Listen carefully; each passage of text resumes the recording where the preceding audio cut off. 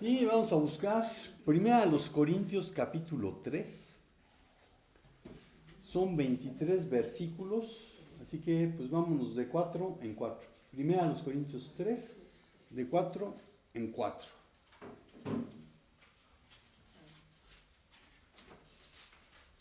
Ya lo cambié.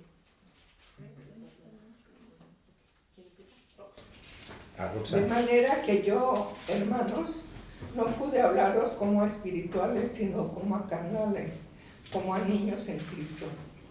Os di a beber leche y no vianda, porque aún no erais capaces, ni sois capaces todavía, porque aún sois carnales, pues habiendo entre vosotros celos, contiendas y disensiones, no sois carnales y andáis como hombres, porque diciendo el uno, yo ciertamente soy de Pablo, y el otro, yo soy de Apolos, ¿no sois carnales?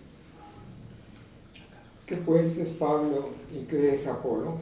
Servidores por medio de los cuales habéis creído, y eso según lo que a cada uno concedió el Señor. Yo planté, Apolos regó, pero el crecimiento lo ha dado Dios. Así que ni el que planta es algo, ni el que riega, sino Dios que da el crecimiento. Y el que planta y el que riega son una misma cosa, aunque cada uno recibirá su recompensa conforme a su labor. Porque nosotros somos colaboradores de Dios y vosotros sois labranza de Dios, edificio de Dios. Conforme a la gracia de Dios que me ha sido dada, yo como perito arquitecto puse el fundamento y otro edifica encima, pero cada uno mire cómo sobreedifica. Porque nadie puede poner otro fundamento que el que está puesto, el cual es Jesucristo.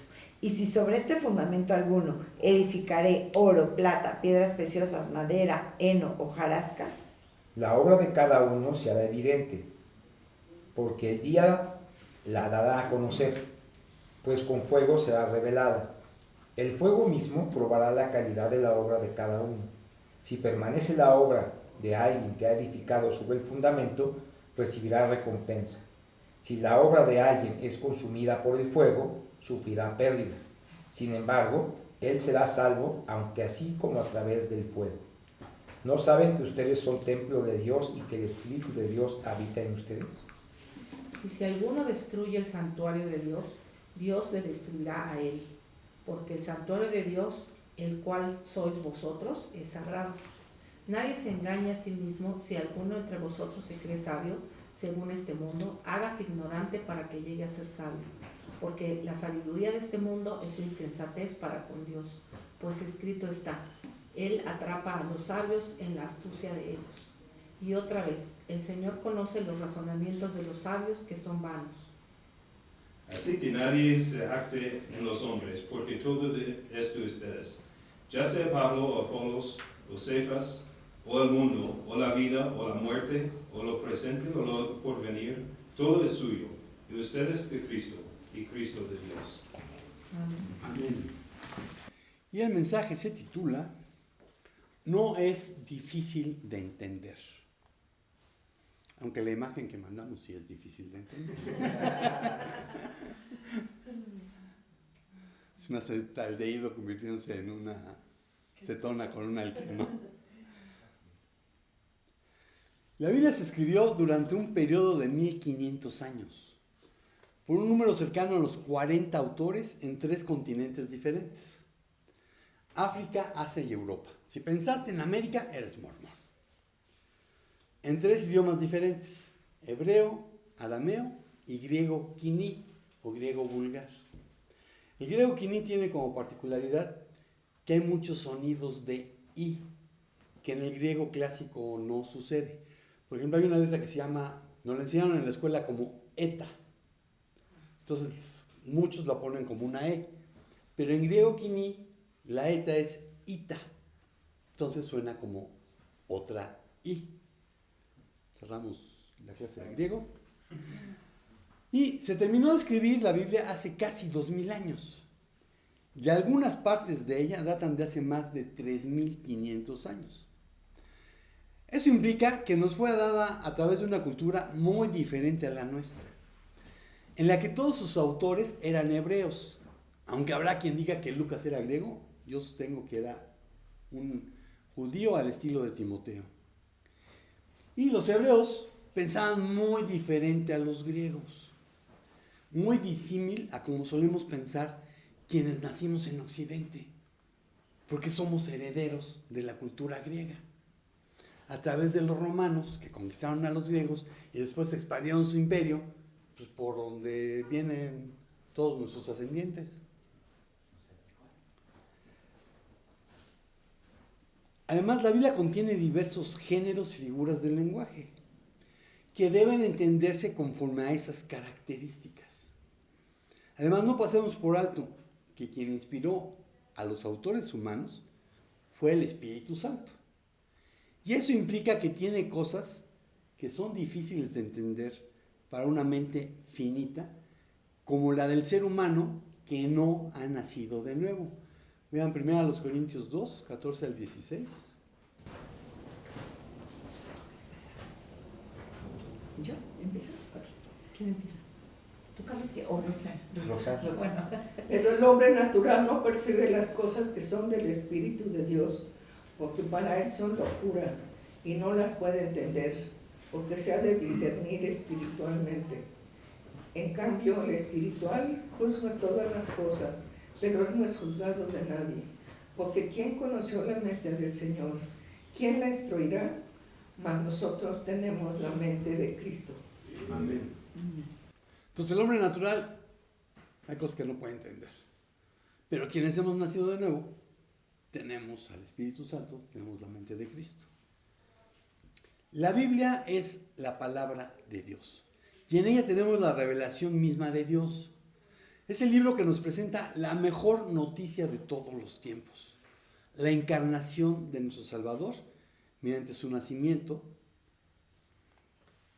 a través de una virgen, para que no interviniera ser humano, para que no interviniera ningún hombre, y entonces no trajera la tendencia a pecar que todos los demás sí traemos.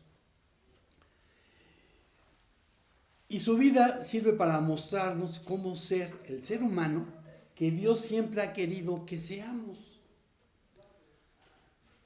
Su muerte en la cruz es una muerte vicaria, y vicario significa en lugar de. Y abro una ventanita, el vicario de Cristo es el Espíritu Santo, porque Jesús dijo quién iba a estar en su lugar. La cierro. Entonces, su muerte vicaria por nuestros pecados, su gloriosa resurrección, triunfando sobre la muerte, el pecado y el diablo, y su ascensión para desde su trono de gloria interceder por nosotros. Es la mejor noticia que podemos tener. El Evangelio, las buenas nuevas. Por otra parte, no hay nadie más interesado en que el ser humano le conozca a través de su palabra que Dios mismo. Si Dios no quisiera que el ser humano supiera que Él existe, no habría manera en que pudiéramos enterarnos que Él existe. Pero Él quiere que lo conozcamos y se nos ha revelado a través de la Biblia. Y quienes hemos nacido de nuevo, tenemos la bendición de que al leer la Biblia, el autor, el Espíritu Santo, está presente a nosotros. Aquel que inspiró a los escritores humanos es ahora quien nos ilumina para que podamos entenderla. Y vamos a ver algunas de las cosas que son fáciles de entender, aun para aquellos que no están listos para comer vianda, para comer carne, para comer sólido. Y esto es bien chistoso porque en griego la palabra para alimento sólido o para carne es broma. ¿Ah, sí? Sí. Entonces, esto es fácil de entender aún para aquellos que no están listos para comer vianda. Esos que solamente pueden seguir bebiendo lechita. Y el primer punto que es bien fácil de entender, que no es difícil de entender, es congregarse. Hebreos 10, 23 al 25. Hebreos 10, 23 al 25. Mantengámonos firmes sin fluctuar la profesión de nuestra esperanza, porque fiel es el que prometió. Y considerémonos unos a otros para estimularnos al amor y a las buenas obras. no dejando de congregarnos, como algunos tienen por costumbre, sino exhortándonos y tanto más cuanto veis que aquel día se acerca. Amén. Pero la pandemia de COVID tuvo varios efectos en las iglesias.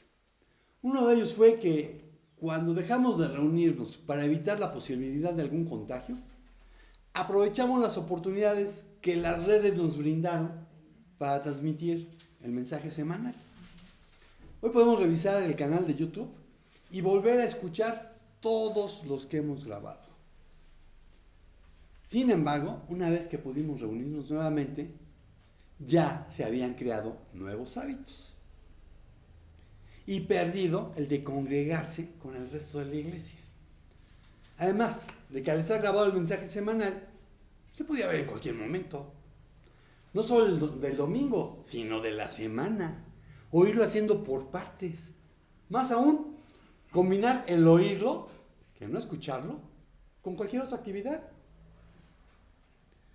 Ya lo he dicho antes, el verlo u oírlo por internet no es congregarse. La palabra que el griego utiliza para ello es episinagogin, que significa reuniéndonos juntos. Y solo aparece 2 veces en la Biblia. En esto que leímos y en 2 Tesalonicenses 2:1. Pero con respecto a la venida de nuestro Señor Jesucristo y nuestra reunión con Él, os rogamos, hermanos. Esta reunión con Él es este verbo, reuniéndonos juntos con Él. Aunque la reunión fuese a través de Zoom, no puede considerarse como haberse congregado, porque difícilmente se puede cumplir sin la presencia física con la amonestación de motivarnos unos a otros a realizar actos de amor y buenas acciones.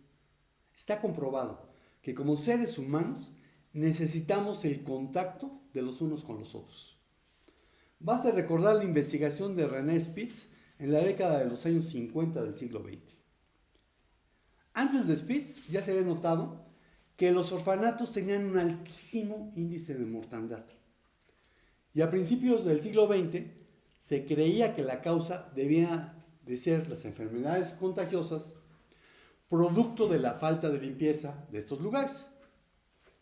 Fue entonces que el doctor austriaco René Spitz propuso una teoría alterna, que quizás parecería poco científica.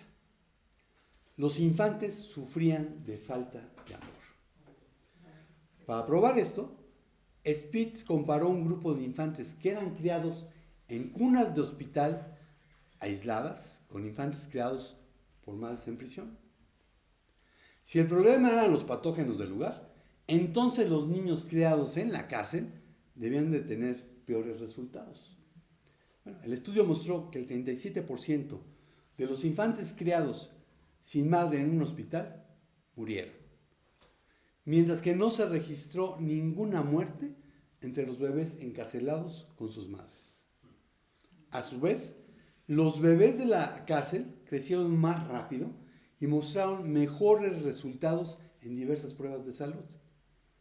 La investigación siguió algunos años más y Spitz notó que los huérfanos que sobrevivieron tuvieron una tendencia mucho más marcada a contraer enfermedades y a tener problemas psicológicos.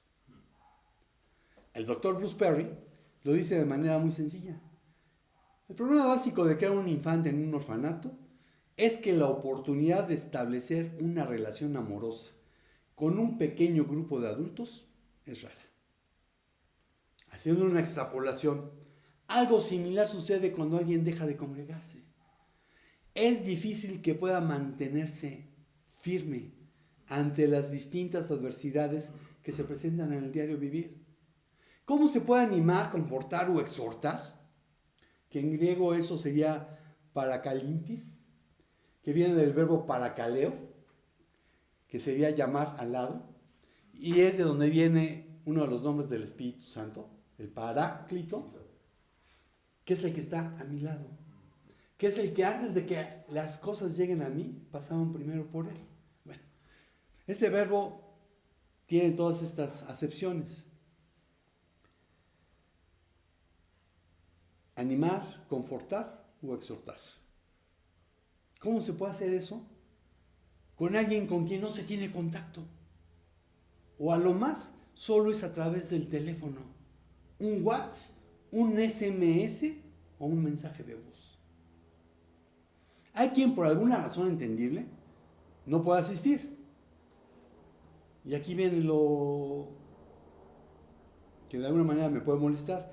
Pero si se le propone que si no puede venir, la iglesia sí puede ir a donde se encuentre y lo rechaza, ¿cómo estimularle al amor y a las buenas obras?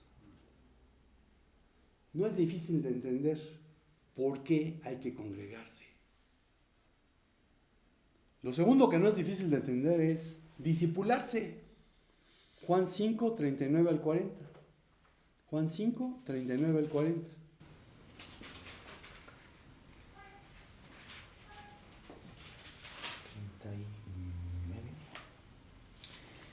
Ustedes examinan las Escrituras porque piensan tener en ellas la vida eterna, y son ellas las que dan testimonio de mí. Pero ustedes no quieren venir a mí para que tengan esa vida. Yo no... ¿Hasta ahí? Bueno.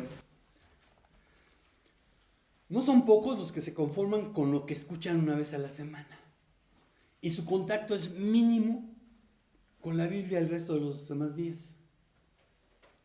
Algunos creen que con leer el devocional que alguien más escribió es más que suficiente. Unos pocos tienen un plan de lectura. Y aunque no es lo óptimo, es mucho mejor que las otras opciones. Yo comparo eso de quedarse satisfecho con lo que vi el domingo a como si hubiéramos ido a un excelente buffet, hubiéramos comido como buenos universitarios en ese buffet y así me quedo hasta la próxima semana. No, pues ni cuando era universitario. Al día siguiente en la noche yo ya tenía hambre. Pero muchos se conforman con lo que recibieron el domingo. Jesús les dijo a quienes no creían en Él, que examinaban, que buscaban diligentemente en las Escrituras cómo alcanzar la vida eterna. Y aún así, no entendían que éstas lo señalaban a Él. Hay quienes dicen ser cristianos por practicar una religión que heredaron de sus padres, pero solo son cristianos nominales, que nunca han tenido un encuentro personal con Jesucristo y solo le conocen de oídas. Como dijo Job, capítulo 42, versículos 5 al 6. De oídas te conocía, mas ahora mis ojos te ven. Por tanto, retracto mis palabras y me arrepiento en polvo y ceniza. Cuando tienes un encuentro personal con Cristo, vas a arrepentirte, vas a confesar y a pedir perdón. Lo vas a invitar a que venga a dirigir tu vida. Mientras eso no haya sucedido, tú solamente eres un cristiano nominal, nunca has nacido de nuevo.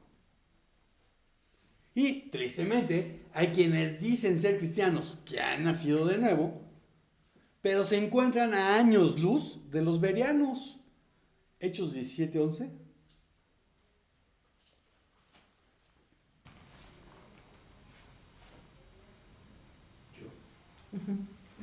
Estos eran más nobles que los de Tesalónica, pues recibieron la palabra con toda solicitud, escudriñando diariamente las Escrituras, para ver si estas cosas eran así. Y aquí nos está hablando de cuando Pablo tuvo que huir a Berea, porque los judíos lo habían maltratado. Y en Berea, fiel a su costumbre, enseñaba en la sinagoga. Bueno, los bereanos oían a Pablo lo que estaba diciendo y revisaban, escudriñaban las Escrituras para ver si era cierto lo que Pablo estaba diciendo. Hoy en día hay muchos que es que lo dijo el apóstol. ¿Y qué que lo haya dicho el apóstol? ¿Lo dice la Biblia? ¿O lo está sacando de contexto? No basta con leer las Escrituras. Hay que investigar, inquirir, examinar cuidadosamente qué dice cada texto. Sin olvidar que los contextos de toda índole son importantes. Esa es la idea de un discipulado. El tener un estudio en el que se examina lo que la Biblia dice, pero además se lleva a la práctica todo lo que se va encontrando en este discipulado. No se trata de aprender de memoria, o que quien discipula señale lo que las escrituras enseñan, sino de hacerlo parte de la vida diaria. Porque al no hacerlo así, no se tiene excusa delante de Dios. Lucas 12, 47 al 48.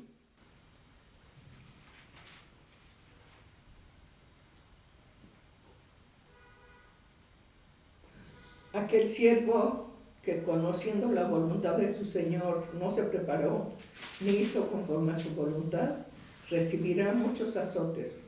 Mas el que sin conocerla hizo cosas dignas de azotes será azotado poco. Porque a todo aquel a quien se haya dado mucho, mucho se le demandará, y al que mucho se le haya confiado, más se le pedirá. Amén. No es difícil entender por qué hay que ser discípulo de Cristo, no de una persona, de Cristo. Y aquí aprovecho para meter un comercial. Este miércoles acabamos el discipulado de mi encuentro con Dios. Entonces, dentro de 2 miércoles vamos a empezar con uno que es el libro de Lucas. A ver si te animas. Lo tercero que no es difícil de entender es la adoración. Juan 4, 23 al 24. Mas la hora viene, y ahora es cuando los verdaderos adoradores adorarán al Padre en espíritu y en verdad. Porque también el Padre tales adoradores busca que le adoren.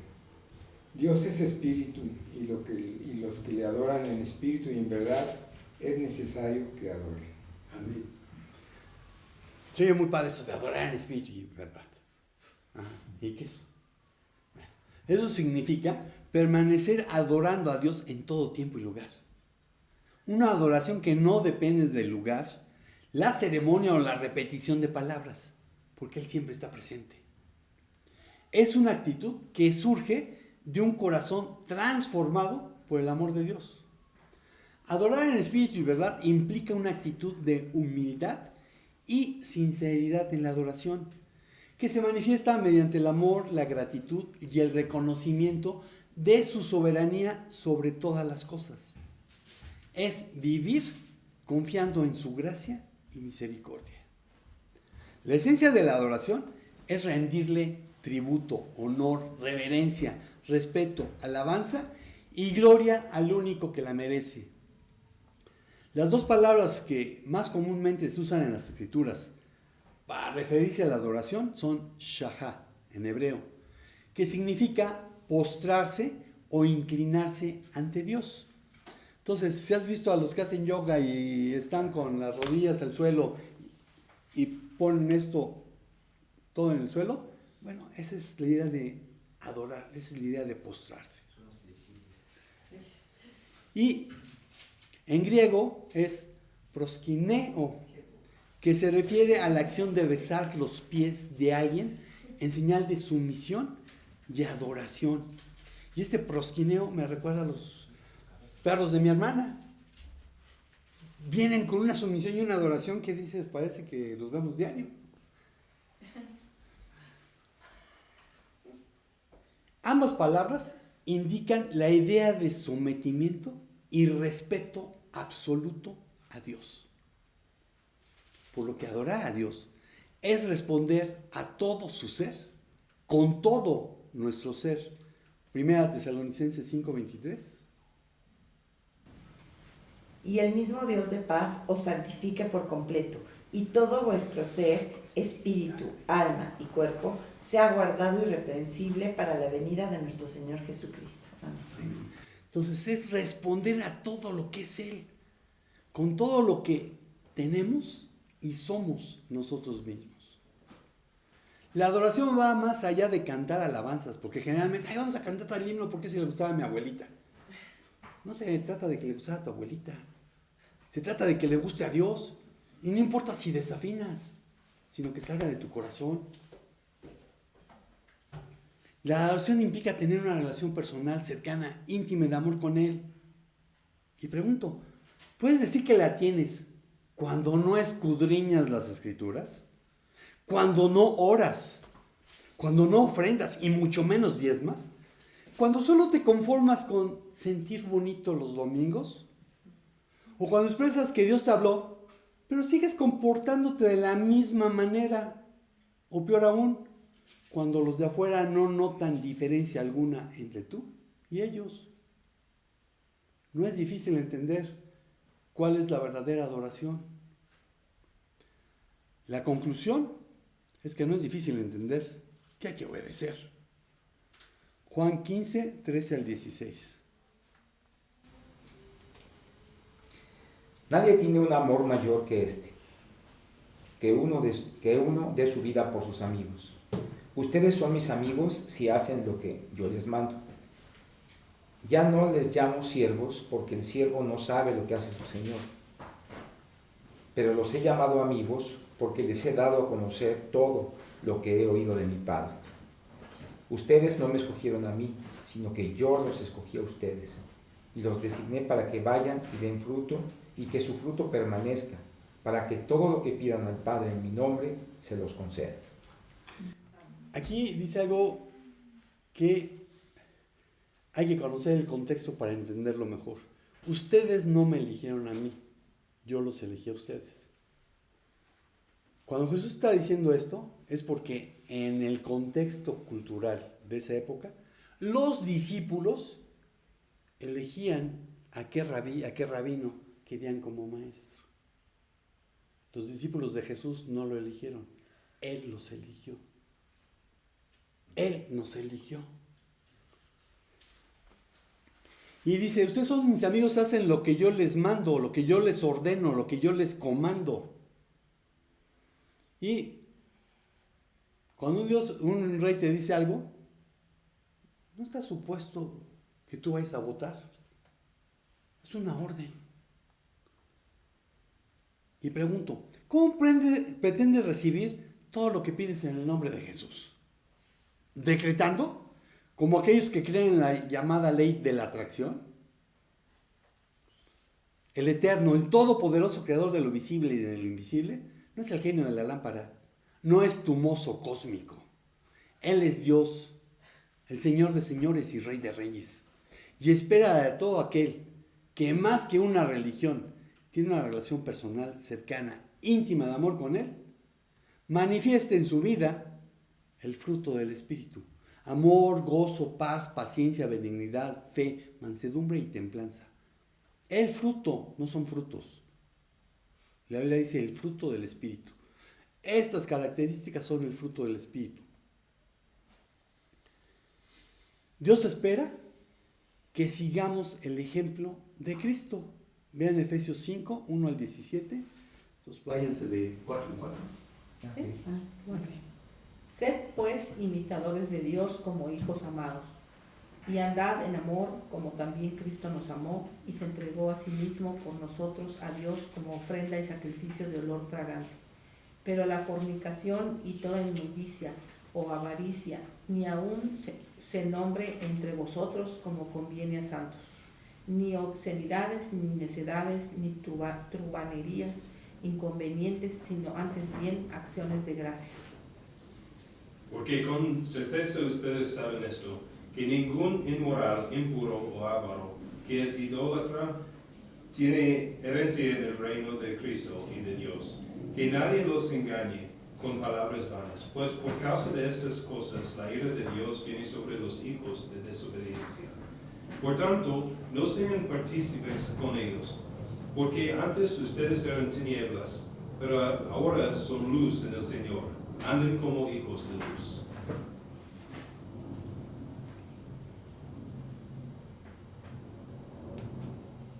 Porque el fruto del Espíritu es en toda bondad, justicia y verdad, comprobando lo que es agradable al Señor, y no participéis en las obras infructuosas de las tinieblas, sino más bien reprenderlas, porque vergonzoso es aún hablar de lo que ellos hacen en secreto.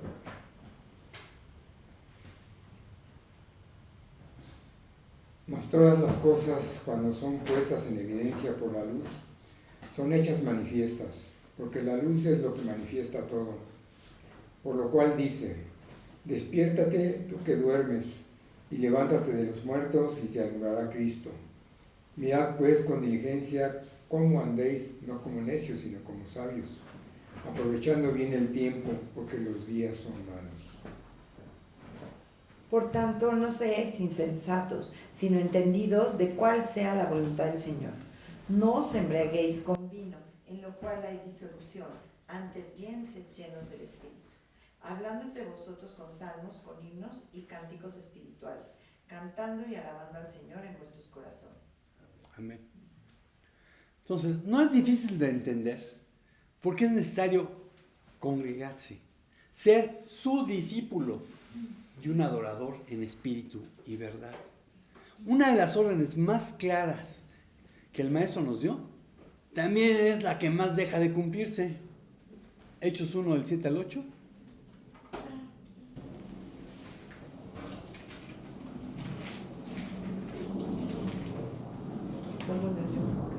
¿Tú? Pues, Manuelito Capón, no sé tú, pero... Pues yo. Amén. Jesús les contestó: no les corresponde a ustedes saber los tiempos ni las épocas que el Padre ha fijado con su propia autoridad, pero recibirán poder cuando el Espíritu Santo venga sobre ustedes, y serán mis testigos en Jerusalén, en toda Judea y Samaria, y hasta los confines de la tierra. Y Mateo 28, 18 al 20.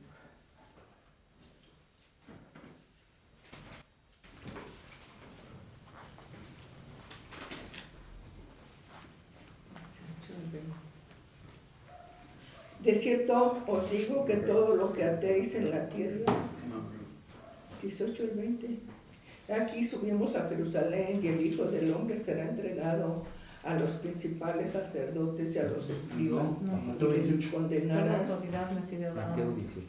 28. Ah, 28. Es el último. La autoridad me ha sido dada, me sirve. 17 y 18. 18 al 20. Por tanto, 18 al 20. Y Jesús se acercó y les habló diciendo: toda potestad me es dada en el cielo y en la tierra.